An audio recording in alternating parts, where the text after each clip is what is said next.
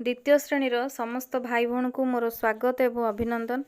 पिले माने आज आम परिवेश विज्ञान कालांश आमर खाद्य प्रथम अध्याय को पढ़ा।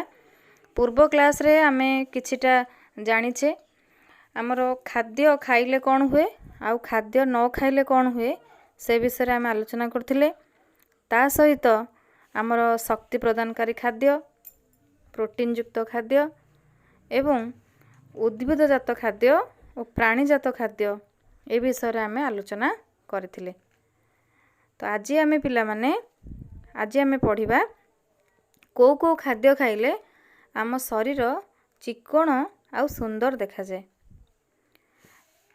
पिले माने देख चीना बादाम जोटा कि आम बादाम बोली कहू, चीना बादाम, क्षीर, छेना, लहुणी, घी, राशि, नड़िया यही सब खाद्य खाइले आम शरीर चिक्कण आउ सुंदर देखा जाए।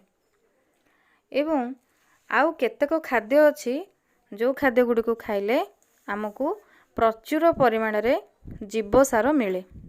ताले ए जीवसार युक्त खाद्य खाइले आम शरीरर रोग प्रतिरोधक शक्ति बढ़ी थाए।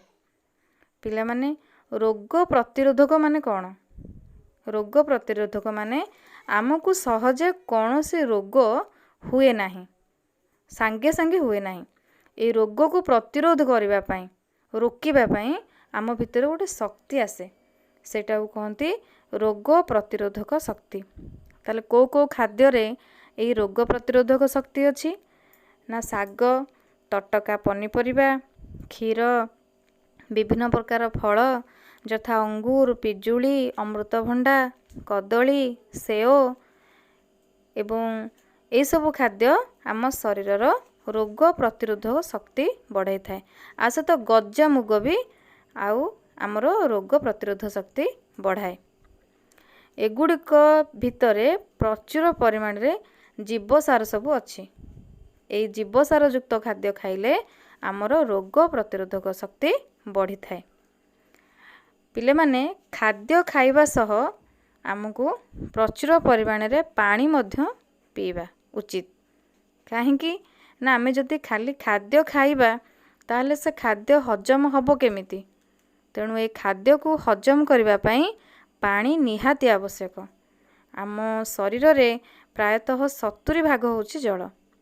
तेणु ए पानी आम खाद्य को हजम करे, रक्त को तरल रखे एवं शरीर को सुस्थ और निरोग रखे। तेणु पिले माने सफिशिएंट आमे पानी आमे पीवा। ताले को पानी पीवा? आमे आडू साडू पानी पीवा नहीं। नदी, नाल, पोखरीर जल पीवा उचित नुहे। नलकूपर पानी पीवा उपयोगी। ताठारु भल सबुठारु भल होचे एक्वागार्डर पानी। तेणु यही पानी पीले ए पानी रे रोग जीवाणु, धूली मली एसबू किछि न थाए। तेणु आमे नलकूपर पानी किंबा ढांकुणी थिबा कूअर पानी बा एक्वागार्डर पानी आमे पीवा सबुठारु भल। पिला माने आज पई एतिकी। तुमे माने एगुड़िक बहिरु पढ़ी मने रखिबो। धन्यवाद।